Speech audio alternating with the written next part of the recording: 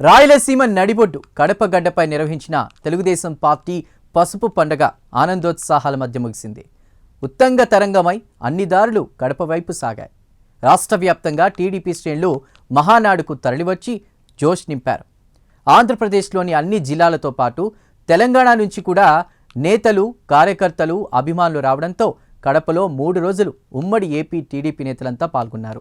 Party అధినేత చంద్రబాబు నాయుడు, జాతీయ ప్రధాన కార్యదర్శి లోకేష్ ప్రసంగాలు ఆకట్టుకోవడంతో పాటు పార్టీ కార్యకర్తలకు ప్రాధాన్యం ఇస్తూ మాట్లాడడం వారిలో మరింత భరోసా నింపింది.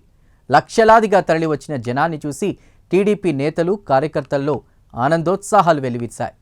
తొలిసారి కడపలో జరిగిన ఈ మహానాడులో ఆద్యంతం యువనేత లోకేష్ మార్క్ స్పష్టంగా కనపడింది.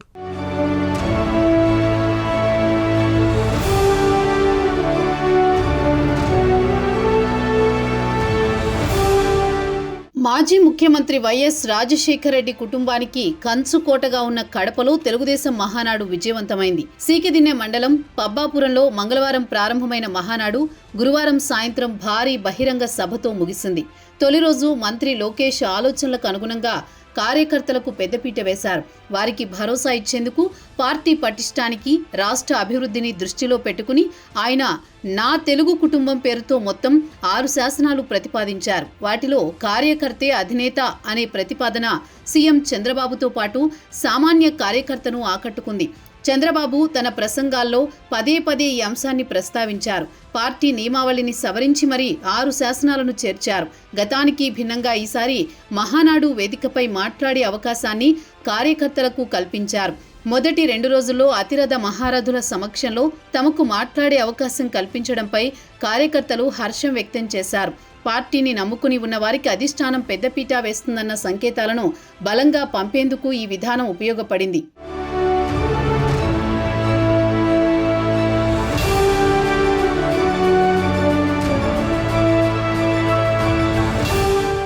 మహానాడుకు రాష్ట్ర నలుమూలల నుంచి తెలుగుదేశం కార్యకర్తలు, నాయకులు లక్షలాదిగా తరలివచ్చారు.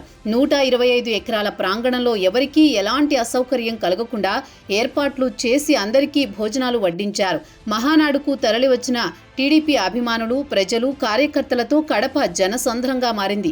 చిత్తూరు, కర్నూలు, తిరుపతి, రాజంపేట వైపు నుంచి వచ్చిన వాహనాలు చీమల బారులను తలపించాయి. సాయంత్రం 4 గంటలకు సభ మొదలవుతుందని ప్రకటించారు. అయితే సుదూర ప్రాంతాల నుంచి జనం తెల్లారేసరికే వేదిక వద్దకు చేరుకున్నారు. మధ్యాహ్నానికి బహిరంగ సభ ప్రాంగణంతో పాటు పరిసరాలన్నీ కిక్కిరిసిపోయాయి. 5 లక్షల మందితో సభ నిర్వహించాలని నిర్ణయించడంతో ఆ స్థాయిలో జన సమీకరణ జరిపారు. సభకు సుమారు 4 లక్షల మంది హాజరు కాగా అక్కడకు చేరుకోలేక వెనుదిరిగిన వారు మరో 2 లక్షల మంది ఉంటారని పార్టీ నాయకులు అంచనా వేస్తున్నారు.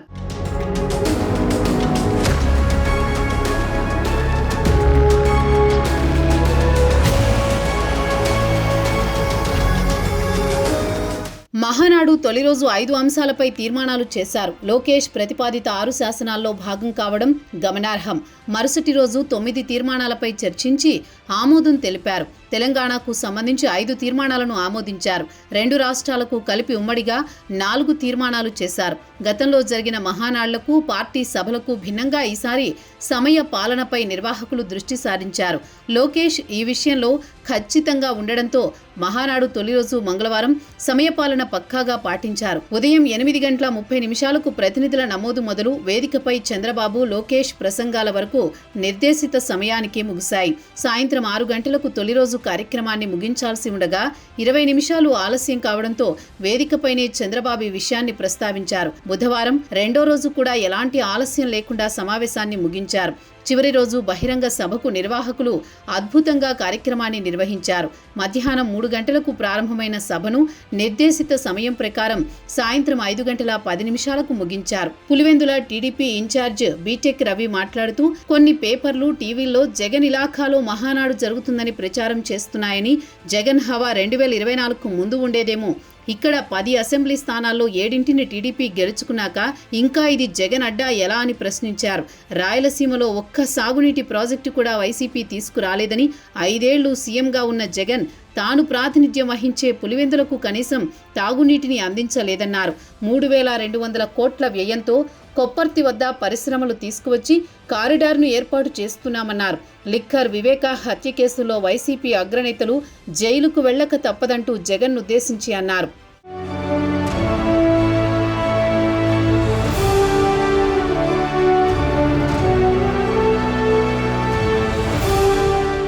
మహానాడు వేదికగా చంద్రబాబు సుస్థిర పాలన ఆవశ్యకతపై స్పష్టత ఇచ్చారు. గుజరాత్ అభివృద్ధికి సుస్థిర పాలన ఏ విధంగా దోహదపడిందో, ఏపీలో 2019లో టీడీపీ ఓటమి వల్ల రాష్ట్రానికి ఎలాంటి నష్టం జరిగిందన్న విషయాలను అర్థమయ్యేలా వివరించారు. ప్రారంభం నుంచి ముగింపు వరకు టీడీపీ నాయకులు, కార్యకర్తలు, అభిమానుల నుంచి అద్భుత స్పందన లభించింది. ముఖ్యంగా చంద్రబాబు, లోకేష్ ప్రసంగాలకు భారీ స్పందన వచ్చింది. సభ ముగిసిన అనంతరం కమలాపురం ఎమ్మెల్యే పుత్తా చైతన్యరెడ్డి చంద్రబాబుకు నాగలి, చెర్నాకోలా బహూకరించారు. ఆయన చెర్నాకోలాను తిప్పడంతో తెలుగు తమ్ముళ్లు నృత్యం చేశారు.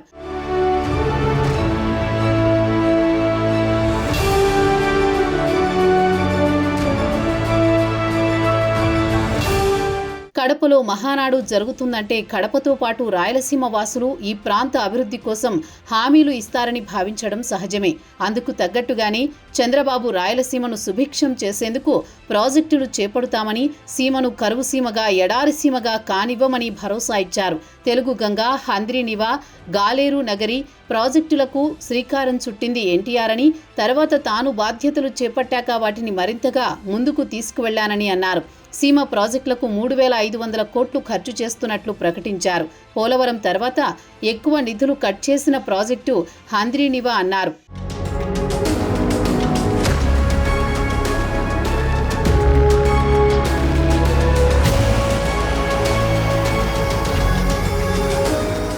రెండు 2027 నాటికి ప్రాజెక్టును జాతికి అంకితం చేస్తామని స్పష్టత ఇచ్చారు.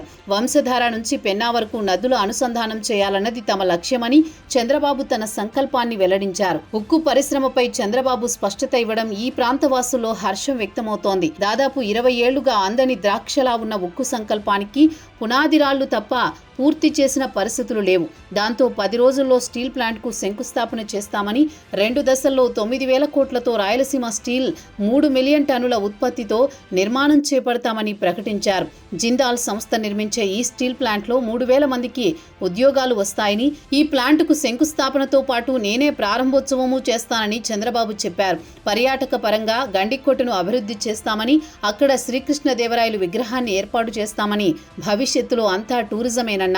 గండికోట అభివృద్ధి చేయడంతో పాటు శ్రీశైలం, తిరుపతి క్షేత్రాలను మరింత అభివృద్ధి చేస్తామన్నారు. 2024 ఎన్నికల్లో రాయలసీమ మొత్తంలో వైఎస్ఆర్ కాంగ్రెస్ పార్టీకి 7 సీట్లు వచ్చాయన్న చంద్రబాబు, ఎన్డీఏ కూటమికి ఒక కడప జిల్లాలోని 7 సీట్లు వచ్చాయన్నారు. వచ్చే ఎన్నికల్లో ఉమ్మడి కడప జిల్లాలోని 10కి 10 స్థానాలు గెలిచేలా టీడీపీ శ్రేణులు పనిచేయాలని పిలుపునిచ్చారు.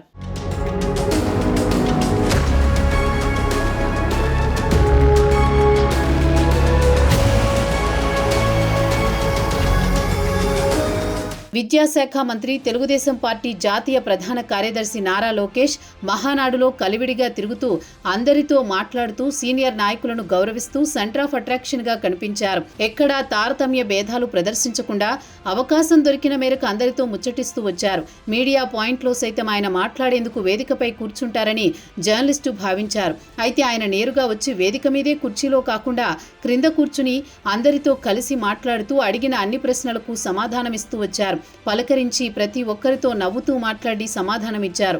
లోకేష్ పరిణితి చెందారంటూ మహానాడులో అందరూ మాట్లాడుకున్నారు.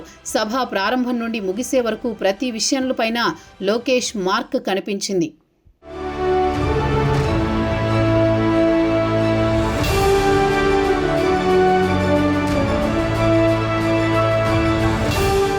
మహానాడు ముగిసిన అనంతరం ముఖ్యమంత్రి చంద్రబాబు కడప నుంచి ఢిల్లీ బయలుదేరి వెళ్లారు.